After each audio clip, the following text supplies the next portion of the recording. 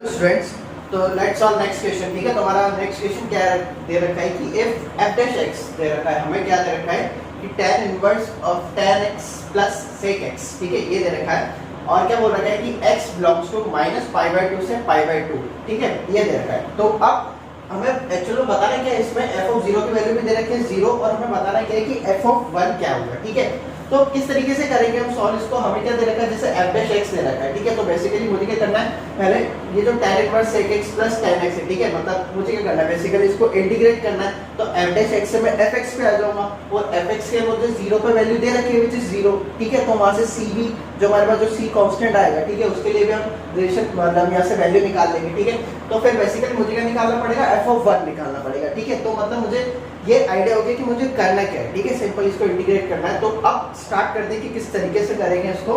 ठीक है, क्या दे रखा है हमें, f डैश x दे रखा है, ठीक है, which is tan inverse sec x plus tan x, ठीक है, ये दे रखा है। ठीक है, अब बेसिकली अगर मैं इसको डायरेक्टली यहाँ इंटीग्रेट करूंगा तो थोड़ी सी दिक्कत आएगी। मैं क्या कर रहा हूँ, उसको थोड़ा सा सिंपलीफाई कर लेता हूँ। सिंपलीफाई किस तरीके से करता हूँ, इसको मैं ये लिख सकता हूँ कि tan इनवर्स, ठीक है, tan इनवर्स क्या लिख सकते हैं इसको, this is 1 plus sin x upon cos x, इसको मैं ये लिख सकता हूँ। ठीक है, आपने ट्रिग्नोमेट्री में कुछ फॉर्मूलाज पढ़े होंगे। ठीक है, क्या होता है sec x 1 by cos x, ये sin x by cos x, तो ऊपर कितना आ गया 1 plus sin x upon cos x। ठीक है, तो यहाँ से tan इनवर्स, ठीक है, इसको क्या लिख सकता हूँ, अच्छा 1 plus sin x upon cos x दे रखा है, जैसे 1 प्लस sin x है, ठीक है, तो 1 प्लस sin x को मैं क्या लिख सकता हूँ, this is nothing but sin x by 2 plus cos x by 2 का होल स्क्वायर। ठीक है, क्या हो जाएगा, sin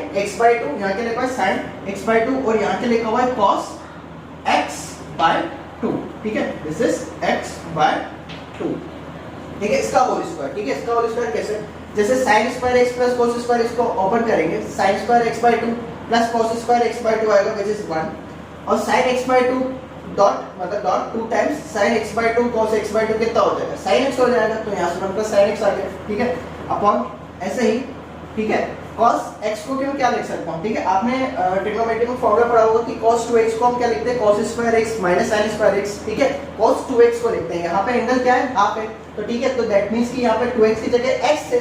ठीक है, तो cos x को मैं क्या लिख सकता हूँ, cos square x by 2 minus sin square x by 2, क्या लिख सकता हूँ, cos square x by 2 minus sin square x by 2, ये लिख सकता हूँ। ठीक है, ये आ गया बेसिकली मेरे पास। ठीक है, तो अब यहाँ से कितना हो गया, tan इनवर्स, ठीक है, अच्छा ये जो cos square x by 2 minus sin square x by 2, that means a square minus b square की आइडेंटिटी होगी a plus b a minus b। ठीक है, तो जो a प्लस वाला है वो इससे एक बार कैंसिल आउट हो जाएगा, तो बेसिकली बचेगा क्या, ऊपर हमारा कुछ इस तरीके से बचेगा कि वो हो जाएगा आपका sin x by 2 sin x by 2 plus cos x by 2 upon नीचे क्या हो जाएगा, ये cos x by 2 minus sin x by 2। ठीक है, केवल ये वाली हमारे पास टर्म बच जाएगी। ठीक है, तो अब क्या करते हैं इसको, अच्छा अगर इसको हम पीछे करके लिखते दैट मींस कि sin x by 2 plus cos x by 2 को cos x by 2 plus sin x by 2 लिख दे, उससे कोई फर्क नहीं पड़ेगा। ठीक है,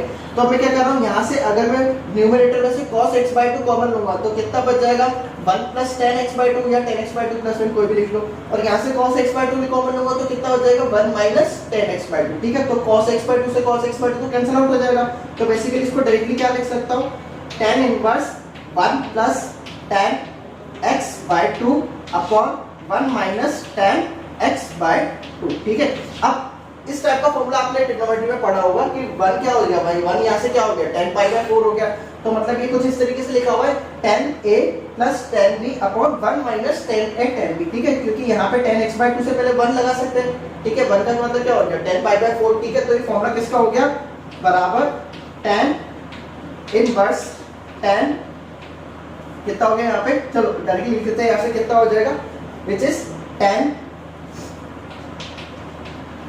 कितना हो जाएगा, tan pi by 4 sorry x by 2 plus pi by 4। ठीक है, क्या हो जाएगा, x by 2 plus pi by 4, ये फॉर्मूला हो जाएगा किसका, tan का। ठीक है, तो हमारे बेसिकली मेरे पास क्या आया, tan inverse of tan x by 2 plus pi by 4, ये आ गया हमारे पास। ठीक है, तो अब बच्चे क्या करते हैं जल्दी से इसको मतलब क्या लिख देते हैं, tan इनवर्स tan x रहेगा, ठीक है, तो इसको क्या लिख देंगे डायरेक्टली यहाँ से केवल x/2 + π/4 यहाँ से आंसर लिखेंगे, ठीक है। वो ये भी देखेंगे कि हमें क्या दे रखा है, जो x है -π/2 से π/2 के बीच में दे रखा है, ठीक है।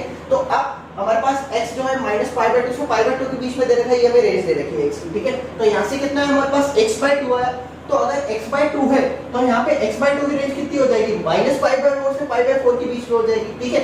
और साथ में और क्या है हमारे पास +π/4, तो जब हम +π/4 ऐड करेंगे तो -π/4 + π/4 वो तो 0 हो गया, और कॉमा +π/4 + π/4 कितना हो गया π/2, ठीक है। तो बेसिकली मेरे पास इसकी रेंज कितनी आ गई 0 से π/2, ठीक है। अब 0 से π/2 में मैं इसको डायरेक्टली क्या लिख सकता हूँ, डायरेक्टली क्या लिख सकता हूँ इसको, which is π/2 plus sorry x/2 plus π/4, ये मैं इसको डायरेक्टली लिख सकता हूँ, ठीक है। वैसे हम डायरेक्टली लिखते तो भी आंसर आ जाता है, ठीक है, बट रेंज हमें ये दे रखी थी -π/2 से π/2, हमें क्या करना चाहिए, हमें चेक जरूर करना चाहिए, ठीक है। वो तो अभी यहाँ पे चलो कि अगर ये देख के ना लिखते डायरेक्टली लिखते तब भी आंसर आ जाता, ठीक है। मान लो इसलिए कुछ और होता तो फिर हमें उसको पूरा चेक करना पड़ता, ठीक है, तब वो कुछ और आता वहाँ पे, ठीक है फंक्शन। तो अब बेसिकली मेरे पास fx बराबर क्या आ गया, यहाँ पे जो fx बराबर x/2 प्लस π/4, ठीक है। अच्छा ये क्या f' x है, ठीक है, f' x है, ठीक है। अब मुझे क्या करना है, यहाँ से fx निकालना है। अब देखो ये बहुत इजी हो गया, ठीक है। अब मुझे क्या करना है, सिंपली बस इंटीग्रेट करना है, तो इंटीग्रेट करना हो जाए ऐसे कितना आ जाएगा fx, ठीक है, इंटीग्रेट कर fx कितना हो जाएगा बराबर x/2, दैट मींस कि h²/4, ठीक है, कितना हो गया x²/4 प्लस यहाँ से कितना हो जाएगा πx/4, ठीक है, प्लस c और आ जाएगा, ठीक है।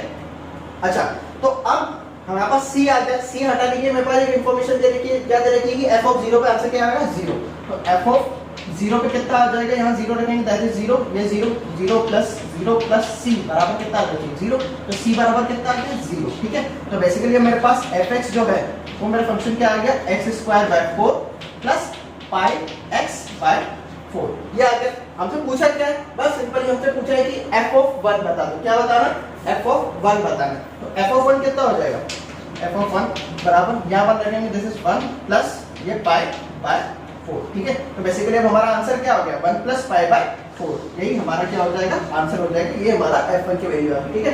π प्लस 1/4 बोलो 1 प्लस π/4, ठीक है, तो यही हमारा आंसर हो जाएगा, ठीक है बच्चों, थैंक यू।